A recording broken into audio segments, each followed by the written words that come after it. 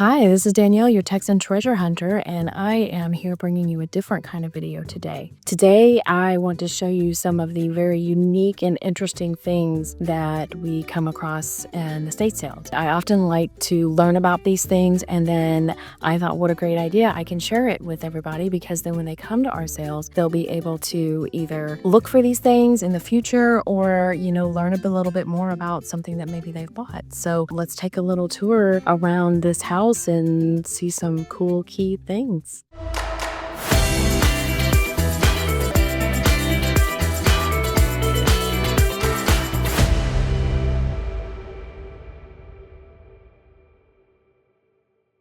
First up is this 19th century American Federal Giltwood Eagle convex mirror. And man, that's a mouthful, right? But take a look at this mirror. I mean, as soon as you walk up to it, you can see how unique and different it is. I spotted it immediately. You can see the convex shape of the glass, so that's highly unusual. So these were actually from the late 18th to 19th century. And if you think back in history, this was a crucial chapter in American history. It was the era of profound transformation, of establishment of a young nation's identity. And so houses of stature would like to decorate their homes with things that symbolized America and, their nation's identity. So this Federalist mirror is a testament to the American spirit, and it showcases the nation's strength and unity. And so you might notice some symbols on this mirror. First off, of course, the eagle at the top, and that, of course, is our symbol of America, symbol of our strength. It's the iconic symbol of the U.S. But what you might not really notice is you see the 13 spheres around the mirror, and those represent 13 colonies. So there's a lot of symbolism and icons in this piece.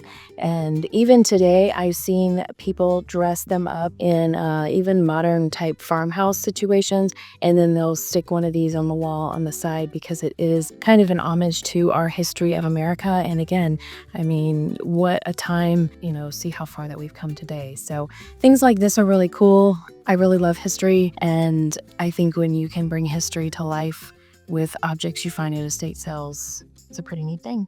So I've come into the library here to show you some unique things in here that actually aren't books. There is a collection of antique cameras in here, and as a kind of, side photographer, myself, I'm very interested in photography, and having owned several different film type and now digital cameras over the years, it interests me a lot. In fact, when my kids were younger, and I remember the first digital cameras came out, if you remember, they had quite a lag to them. And so if you're trying to take a picture of a baby and you have a lag with this digital camera, as she would crawl off and I would get like the last part of her foot would be the actual photo. So I actually at that time switched back to a film camera instead, back to a 35 millimeter film, SLR type camera. And then of course, when the technology got better, then I did switch back to digital. But I even remember that. And so I think back to, in history and how, people would take photographs of themselves and you had to sit so still. And, with just small children, how did that even happen? So it just really interests me. And of course, the technology and how far it's come. And now, I mean, the best camera that you have is the one on you, and the one on you is your phone. And the cameras on these phones have just become incredibly good. And it's just crazy to think how short of a time that's happened. But I do want to show you some of these kind of older cameras and talk about the history because it is very interesting. I know a lot of times people see these at estate sales and they think, oh, these cameras, they must be really expensive because they're old. And some of them are, but a lot of them are not. And they're just kind of more nostalgic. They're not functional in the case that there's no film for them. They don't make the film anymore and you can't get the film developed. So unless you can do that yourself, and you have a dark room and you can get some of the kinds of film, and some of the cameras can be retrofitted as well. But again, you would have to process that on yourself, and most people don't know how to do that. Anyways, I just thought since we had so many cameras, and you can see some of them behind me, that it would be really cool to talk about them today. This is probably one of the most nostalgic vintage cameras that you will see at different estate sales. Everybody recognizes the Kodak Brownie. So if you think back in time again, the start of 20th century was when personal photography became something that people wanted to do. And so that's what the Eastman Kodak Company did. George Eastman and his Eastman Kodak Company, they made photography accessible for personal use. Because you used to have to go to the studio, they had those big cameras with the big cloth they put over their head, and everybody had to sit still, and only one person could work it. And that's why back, your great grandparents, there's just not a lot of photos of them because it was a really big deal to get your photo taken. And so this really changed, the whole industry and really led up to what, we even have today. And the first Kodak Brownie was released in 1900, and it was relatively cheap and easy for amateurs to use. They sold over 150,000 of them the first year. And then over the course of the next 70 years, they sold millions and millions of these with many different varieties. The first varieties that came out, they were made of paper and cardboard. They weren't plastic or wood. And the original Brownie actually sold for $1, which is $31 in 2021, stats that I could find. Probably with inflation, it's more like 40 or 45 now. The name Brownie actually came from mischievous spirits in European folklore that were called brownies. So they thought that those little sprites were very casual and youthful and could kind of market the kind of vibe that they were going for with the brownie. So the first brownies, which I don't have one of those here, but the first brownies were more of the box type that you've seen. And then with the introduction of plastics, in the 1930s and then into mid-century, they were able to make much more, complex, lightweight cameras. And even this one that you see here, the Target 16, it used a 616 film. It has a metal body, and it actually has 2 different f-stops. And so if you know anything about cameras, the f-stop and what it's used for as far as your focus. And so then through the years, of course, this one used 616 film. Then they came out with this one that used the 20, so it used different film. And then with the introduction of plastics in 1934, and then of course mid-century, they were able to create much more detailed designs. They were able to have more functionality. This one over here is a plastic body camera, so you can see and then see the back, and then we even have, the added flash to it, right? So we just became more and more technologically advanced. And one thing that Kodak did that was actually pretty smart is their film was specific for those cameras.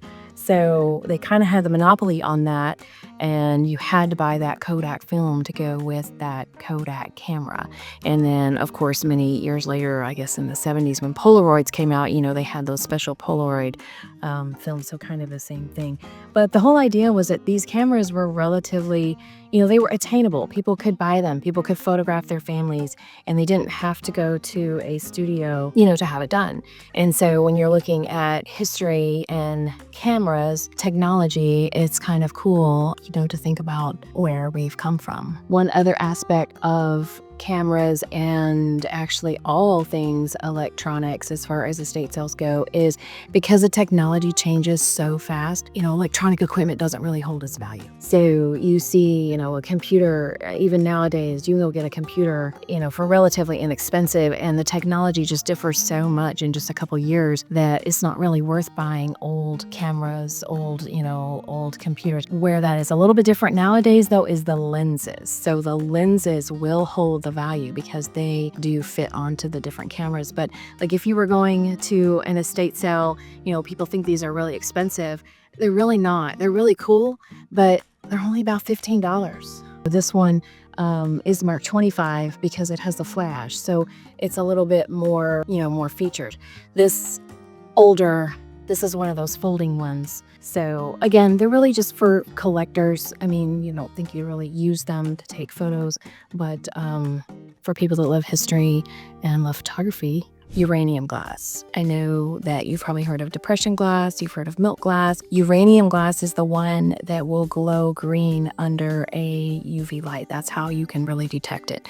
And uranium glass actually was made with uranium in it. So it's quite interesting. So I just want to kind of show the vast array of items that you can find in uranium glass. You can see all different kinds of bowls, plates, juicers, serving pieces, covered containers. I mean, up here in the cabinet, we have glasses, candy dishes, biscuit barrels, pitchers. Okay, so let's talk about this uranium glass. So uranium glass, like I said, it flourishes when the ultraviolet light hits it. So you can see the glow of the uranium. Pretty cool. But when you say uranium, you're like, wow. So in the 1800s, glass makers would add 1 to 3% of uranium in the glass to give it that green color. It was very popular. People really liked it. And uranium glass was really made that way from 1850 to really 1940. What stopped the manufacturing of uranium glass was that scientists discovered nuclear fission and the nuclear bomb during the Cold War. And so they put a ban on all commercial uses of uranium because they only wanted it for the military and for making bombs. And so that's why you don't really see the making of uranium glass currently today. Another great estate sale find is cobalt glass. A lot of people collect cobalt glass. You can see the cobalt glass behind me. It definitely has the dark blue color. Cobalt has been around, since early Egyptian period. They used it in pottery. And so we've seen it through the years in history. We've seen it in China in the blue and white pottery that they have done through the years. That is cobalt that they use. And even in the pottery from the Netherlands, the Delft ware also has cobalt in it. But the glass cobalt, like you see behind me, is really more of a depression glass. So cobalt is actually made with the cobalt oxide or cobalt carbonate in it, and that's what gives it the color. There's really some other great properties to cobalt in that it resists fading and it can withstand high temperatures. So it became a very desirable glass back in the early or late 19th century when it started to be used commercially. And it was really around that time of the birth of the depression glass. So back in early history, the more prominent families would have cut crystal or very ornate pieces of glassware in their home, and it really was a symbol of their wealth. But then the Depression hit, and families just couldn't afford that kind of stuff anymore, but they still wanted really pretty dishes and serving pieces. And that's when you really saw the birth of the depression glass, where they were making reproductions, if you will, of these higher end kinds of crystal and glass. Because the average family made $17 per week back in the Depression. So if you can imagine, they really needed something that was affordable that they could afford. And so then became the birth of the depression glass. So that's why it's called depression glass, because it came from the Depression era, the Depression period of our history. And they even have promotions where like you see this dish set at the grocery store. I think they sold the pieces for like you get a place setting for $1. So you got all the pieces for $1. Again, really affordable for a family. But then grocery stores, they were also competing for business and stuff. And so they would run promotions where if you bought so many place settings, you would get a gift. And one of the gifts that you could get at the time was this little Shirley Temple cobalt blue glass. So it was an incentive, to buy more pizzas or buy from that particular store. And there's even Shirley Temple little bowls and a little creamer. So pretty cute little piece of history. And cobalt is still used today, and people still have it today. This one has some cool sailboats on it, and then I just love this deep blue. So this has quite a bit of cobalt in it, this decanter set, and these cups are really heavy. Really, really nice set. But this is also something that people collect, people look for, is that blue color cobalt depression glass.